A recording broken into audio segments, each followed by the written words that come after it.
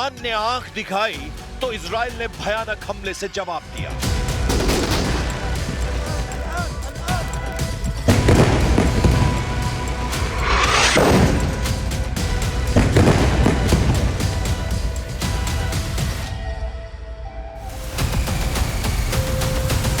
तुर्की ने ललकारा तो इजराइल ने सीरिया को दहला दिया।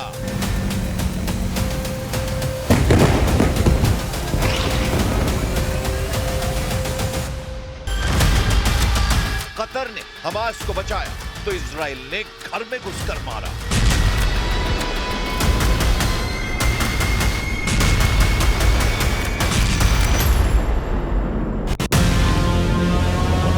यमन में हूती ने जब भी हथियार उठाए इजराइल ने कुचल डाला।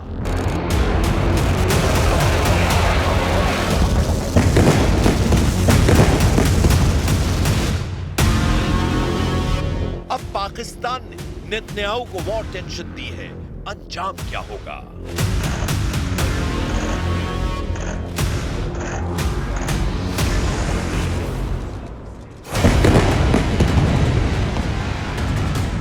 जिस युद्ध में ट्रंप की नहीं चल रही, जिस युद्ध में खाड़ी के ताकतवर देशों की कोई सुन नहीं रहा, जिस युद्ध में न्यूक्लियर पावर यूरोपीय देशों को भाव नहीं मिल रहा, उस युद्ध में पाकिस्तान जैसा देश खुद कूद पड़ा है। पाकिस्तान ने गजा युद्ध में आत्मघाती कदम उठा लिया है। पाकिस्तान के ऐलान से पीएम नेतन्याहू आग बबूला है। नेतन्याहू का दिमाग इस कदर गर्म है कि वो इस्लामाबाद को गजा बना सकते हैं। पाकिस्तानी जनरल आसिम मुनीर की करतूत ने खाड़ी युद्ध को ज्यादा व्यापक और विस्फोटक बना दिया है। पूरी जानकारी बस थोड़ी देर में, लेकिन उससे पहले देखिए ट्रंप के पीस प्लान की धज्जियां कैसे उड़ाई जा रही हैं। समुद्र में जलता डच जहाज है ये। हमला बैलिस्टिक मिसाइल से हुआ है। हमला भयानक है, हमला हूती का है। यह हमला खामनेई के लड़ाका ग्रुप ने ट्रंप को चैलेंज देकर किया है। सुपर पावर अमेरिका की सिरदर्दी फिर से ईरान ने बढ़ा दी है। जिस डर से ट्रंप ने हमास को दिया अल्टीमेटम को घंटों से दिन में बदला, वो सच हो गया। खाड़ी में फिर से कई फ्रंट चलने लगे हैं। कहीं इजराइल बारूदी धमाके कर रहा है तो कहीं इजराइल के दुश्मन हमले तेज कर चुके हैं। समुद्र में हूती लड़ाकों ने भयानक तहलका मचा दिया। ईरान के रॉकेटबाज कहे जाने वाले हूती फाइटर्स ने डच शिप को निशाना बनाया है। القوات البحرية في القوات المسلحة اليمنية عملية عسكرية نوعية استهدفت سفينة من نيرتقرات لانتهاك الشركة المالكة لها قرار حظر الدخول إلى موانئ فلسطين المحتلة। हूती लड़ाकों ने कार्गो शिप को पहले भी निशाना बनाने की कोशिश की थी, मगर तब हूती की मिसाइल टारगेट हिट नहीं कर पाई। लेकिन दूसरे हमले में डच जहाज को हूती फाइटर्स ने जला डाला। हूती प्रवक्ता याह्या सरी ने हमले के बाद धमकी दी है कि गजा पर जब तक इजराइल के हमले नहीं रुकते, दुश्मनों पर हमले जारी रहेंगे। إن شعبنا اليمني العظيم المجاهد الصابر مستمر وسيستمر في إسناد ونصرة الشعب الفلسطيني المظلوم ضد جريمة القرن. تؤكد القوات المسلحة اليمنية أن عملياتها العسكرية مستمرة ولن تتوقف إلا بوقف العدوان ورفع الحصار عن قطاع غزة.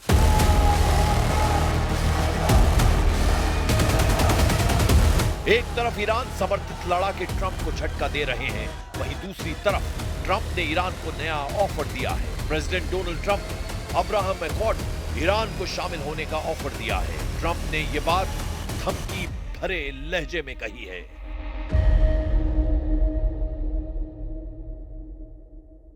And who knows, maybe even Iran can get in there. I hope, we hope we're going to be able to get along with Iran. I think they're going to be open to it. I really believe that. But they could be a member. I long ago said, I'll bet you at some point Iran will be a member of the Accords. And little did I realize it was going to take this turn.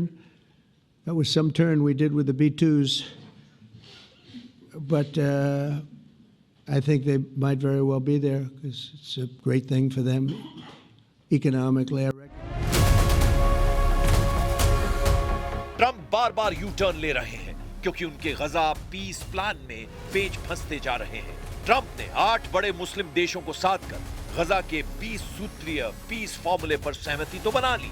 Israel को भी उन्होंने इसे मानने के लिए मना लिया है, मगर एक एक कर अब ट्रंप के प्लान में खामियां गिनाई जा रही हैं। सबसे पहले नेतन्याहू ने ही ट्रंप की 3 शर्तों को तोड़ा। अब कतर और पाकिस्तान ने भी ट्रंप की पीस डील में कमियां गिनानी शुरू कर दी हैं। पहले कतर को जिन बातों पर एतराज है, जरा उन्हें जान लेते हैं।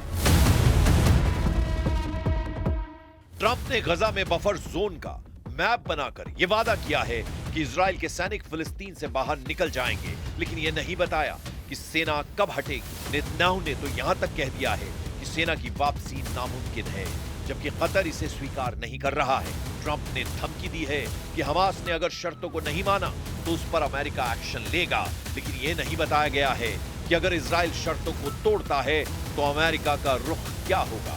कतर इस पर सफाई चाहता है। फिलिस्तीन और गजा का जो समझौता हो रहा है उसमें हमास अहम फैक्टर है। शर्तों में कहा गया है कि हमास को गजा से बाहर किया जाएगा, जबकि पहले जो प्रस्ताव कतर ने दिया था उसमें कहा गया था कि हमास के लड़ाके अहिंसक तरीके से गजा में रह सकते हैं, यानी सत्ता में उसकी भागीदारी हो सकती है। कतर ये मांग कर रहा है। असल में कतर के कंधे पर बंदूक रखकर तुर्की के राष्ट्रपति एर्दोआन ट्रंप पर निशाना साध रहे हैं।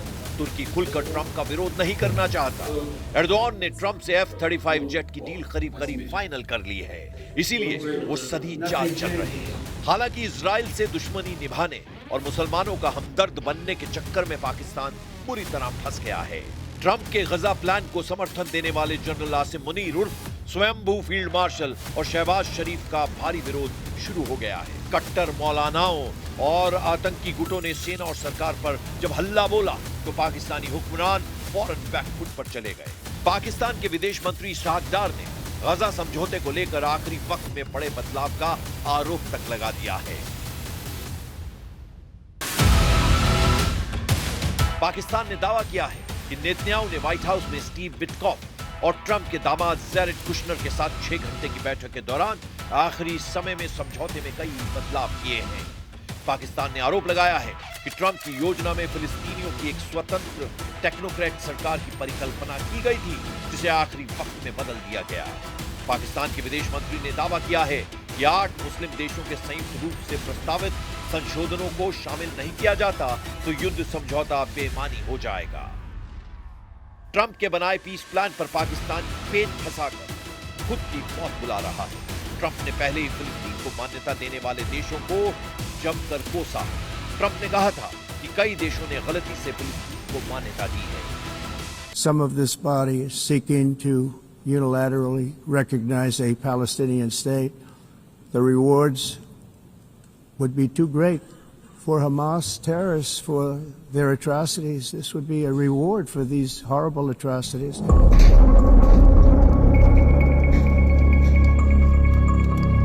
फिलिस्तीनियों के लिए देश की मांग को नेतन्याहू सिरे से खारिज कर चुके हैं। ट्रंप की सभी शर्तों को मानने वाले 8 मुस्लिम देशों पर इसीलिए फिलिस्तीन का नुकसान पहुंचाने की तोहमत लग रही है। वहीं पाकिस्तान ने गजा में अपनी सेना भेजने को लेकर भी उतावलापन दिखाया है। पाकिस्तान ने अंतर्राष्ट्रीय सुरक्षा बल में अपनी सेना भेजने को लेकर ग्रीन सिग्नल दिए हैं। इजराइल शायद ही पाकिस्तान की सेना को गजा में इजाजत दे।